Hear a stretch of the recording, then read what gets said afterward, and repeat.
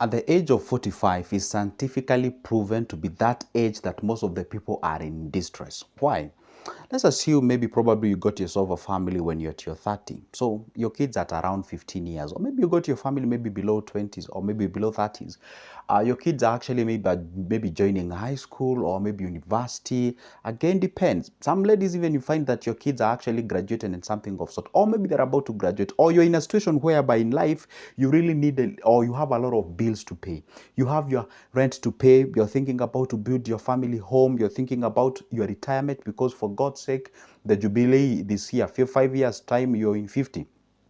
And 50, this is where we say it's the young age of old, is where they call the jubilee, the age of jubilee. And if you don't get your finances, if you don't get your retirement right, you're gone. So you're having a lot of things to handle here. Probably if your parents are alive, are actually there, they need your support. They need you to support them, maybe physically, financially, emotionally, and all. Like everybody is around you. You are there, you need to pay your bills, you need to secure retirement, you need to actually build the home for.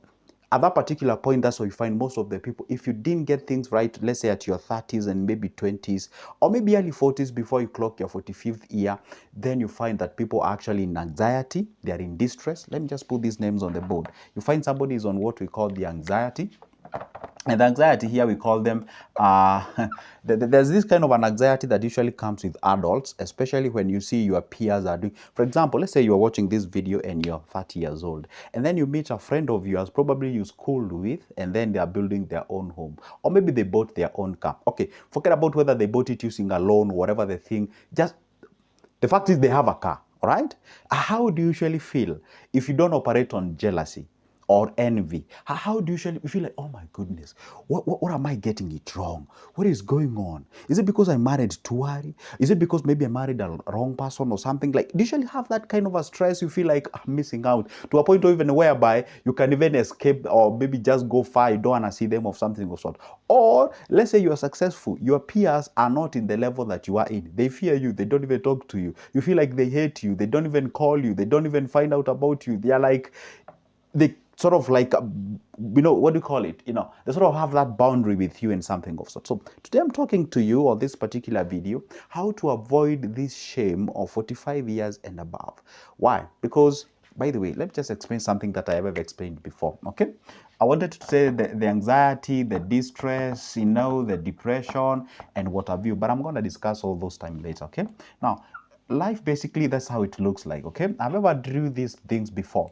What happens now when you're young, let's say from 0 to 15 years, yeah, your life is actually at the widest part of it, okay? You have range of options. Here are a range of options, okay? You can choose a lot of things. This is where people say, I would like to be a doctor, I would like to be a pilot, I would like to be anything and everything. And it's true, you can be, by the way, if you focus on that. Because at that particular age, you have a lot of things to choose. Now, after you escape that particular age, then you come to a particular age here. The options now have reduced. You've joined your high school. Maybe you dropped a physics. Now becoming a pilot becomes a little bit of history now. Probably you cannot be. So options here are less. After now you've graduated your high school, you go to university. Now once you go to university, if you are lucky enough, obviously the options are less and less. Maybe you wanted to be a pilot, now you no longer want to be a pilot, you want to be a musician, blah, blah, blah, blah, blah. You went to university, you studied the music and what have you, you graduated, then you come here. So you're a musician and maybe you learn some few courses here about writing. So you never got the job. Welcome to Africa. You don't have a job to practice whatever you learn. You see, opportunities or options are becoming thinner and thinner. So a time will come when you're here, when you no longer even have options. Maybe say you're a plumber. Let's say you're a mason. Let's say you're a doctor. So sort of like it is now. You're done. That's you. You don't have any other option. That's what you are. You cannot tell me at 60 you're still dreaming to be a pilot. Okay, fine. I know Colonel Sanders will prove me wrong when he discovered the KFC at the age he discovered. But the point is, let's be real. At what frequency does that happen in life? Okay? So the point is, when you're at your widest age, let's say from 21, not even let's say, that's the reality. From age 21 all the way to age 44. Okay? This is what we call the prime age or the active age. Okay? This is when a human being is actually at their best. If by the way, go back and just flash back. This is the particular age when you learned how to take alcohol, to take those things you take. Probably this is the time that you learned how to do the whatever the thing, you know what I'm talking about. This is the age that you learn almost everything, to date, to marry. Maybe you tried marriage, it failed, you never. This is that prime particular age. So what you're supposed to do to avoid this kind of a shame, and by the way, let me tell you one secret. Whenever I talk about shame, I don't mean only finances. There are three things that you're supposed to be taking care of as a human being. One, obviously, is finances, and that's what I'm going to talk about today. Finances, because the channel is about finances. Then we have what we call the social life, all right? And then the last one for me, which matters a lot, is the spiritual life. These are the things that you're supposed to take care of by the time you hit that particular age. Why? When I talk about finances, this is when you understood the language of. At 20, at 21, the moment you started earning, okay? And by the way, someone can approach me who is aged, let's say 18 years, 19 years, or maybe let's say 20 or 21, thereabout. They approach me to my inbox, they tell me, Joseph, I have 5,000 with me. What exactly can I do? What can I do? You know what I always tell them? Spend that money in learning a skill. Forget about even investment. Just invest on you first. Invest on a skill. You have 5,000, go to something like Skillshare. Go to somewhere like we have Coursera. Go to somewhere like, I forgot, there is another one that I love most, Udemy. Go to Udemy. Purchase a skill. You know, for only 2,000, you have a whole skill. If you learn, if you'd like to know how to edit videos, go purchase a skill there. It's 2,000. Go somewhere, purchase a skill about, graphic design, web designing, all those kind of things. Just go. You don't even need to think. You are at your 18, you are still under your mom's laps. You're under your father's roof. You are at 18, you are 19. Go purchase that skill, because the best thing that you need, go purchase something to do with the financial advice. Okay, go, call me. I take you through step by step. This is how you manage your finances. You know what, you can even disregard that you have 5,000. Use this 5,000. You learn a skill about financial management. You learn a skill on how future, when you get the money, how are you supposed to divide it, how are you supposed to invest it, where are you supposed to invest, what are you gonna get in something of sort. So at this particular age, you focus on skilling yourself. You actually get those skills. The moment now you start earning a substantive amount of money, let's say 10, 15, 20, whatever. I started earning 5,000 a month personally, okay?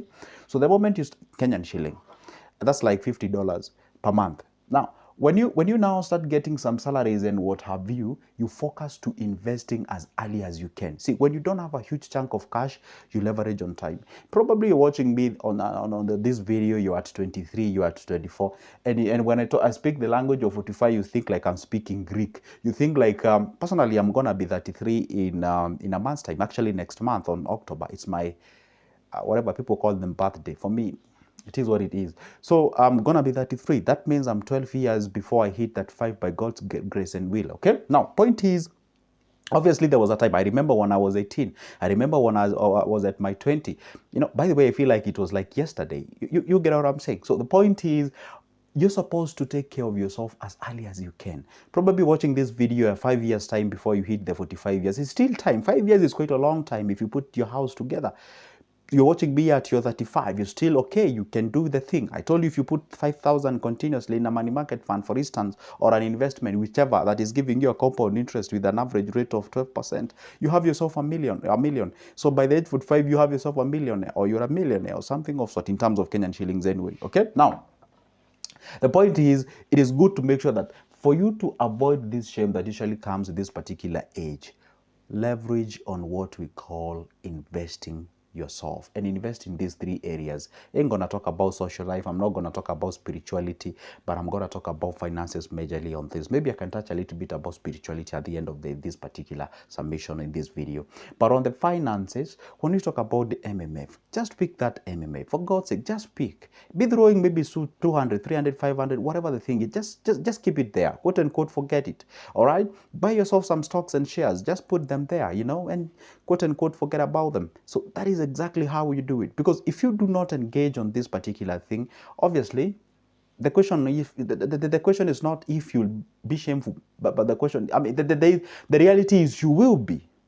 All right? Because, for example, if you just pick a random guy at 45 and you ask them, is there something you regret about your life? Probably one of the things that they regret is that, I wish I did something back then, I wish I was I wish I started investing as early as I can. When I was at my 30s, I had a very good job. I got myself into the, alcohol taking and parties and what have you, and the ladies or what have you.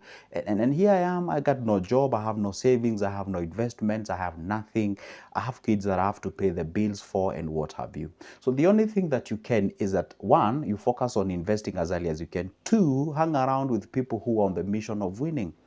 I'll have to give these examples. Hyena and a hyena, let's just use a very small animal. A hyena and say a cheetah.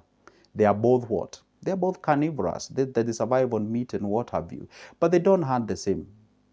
They don't hunt together.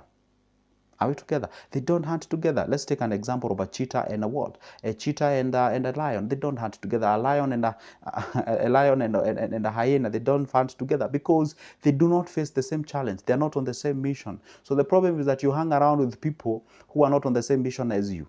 For example, you know very well the kind of a family that you came from. So quite of an unfortunate background.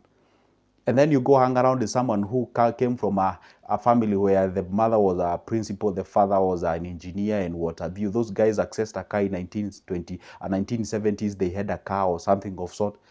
You yourself, you didn't even have a, you get what I'm saying. And then there you are, you're hanging around with this individual. And then you find them, they're buying a car.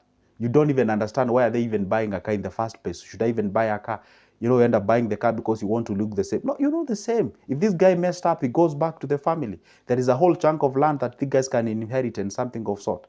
By the way, for me, I love hanging around with people who we call them the self-made millionaires, the self-made people who are successful, people who can actually say, you know what, I created this thing, not made by the help of parents, by the grace of God and my hard work, consistency and discipline. This is what paid me. I love interacting with these kind of guys. Right? So you hang around with people who are winning. But you just hang around with the people who leads you to comfort. People who just, you meet. And by the way, if there's something I really hate in my life in these groups of, I don't know, high school, whatever, I just hate those things because there's nothing we share in common, by the way. Okay, we only share the class. That's it. Are we on the same mission? If there's nothing wrong me interacting with you if you're schooled together, if you're on the same mission. But the purpose of us hanging together is just because we went to the same school. So how does it even help me in the first place? And I'm on a mission of achieving this. How does it? Do you even help me spiritually? Do you even preach to me? Do you tell me something what the Bible says? Do you tell me how great Jesus Christ is, our Lord and Savior? Do you share that? You don't. So therefore, me and you, we aren't on the same mission. Let me be saying hi. How are you? How are you going on? We maybe meet randomly. We grab a cup of coffee. We are done. You go back to the winning. By the way, and this is why you find those guys who are on on the mission of winning. They appear as if they are rude. They appear as if they are very mean with time. Not that they are very mean, because they realize they prioritize that what is making sense a lot to them. And they usually avail themselves when they know they have achieved all those things. That's the time that they come. I remember back then I used to think like having those groups of the, I don't know, school and whatever used to be important, not until when we planned a meeting, a physical meeting. And I realized there was a guy who could come at his own convenience time.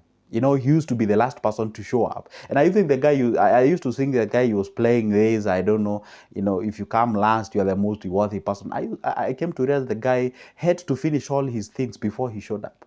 Well, I know it sounds weird or something for an average individual, but the reality is, please, this is a very magical age. Just be very keen and cautious. And what if you're already at 45 and you're in the same stress? How do you do that? Now that will be the next video.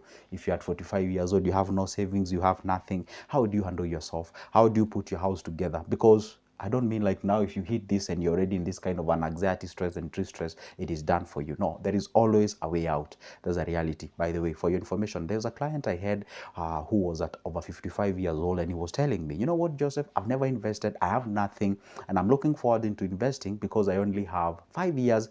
By the time I'm going for retire, I want to have something by myself. And guess what? By God's grace, we found a solution. So it is possible to actually snatch yourself out of that. That's the next video coming. So stay put. That's why I said, go ahead and subscribe. Why? To be notified whenever I upload a new good video. Might be the next one.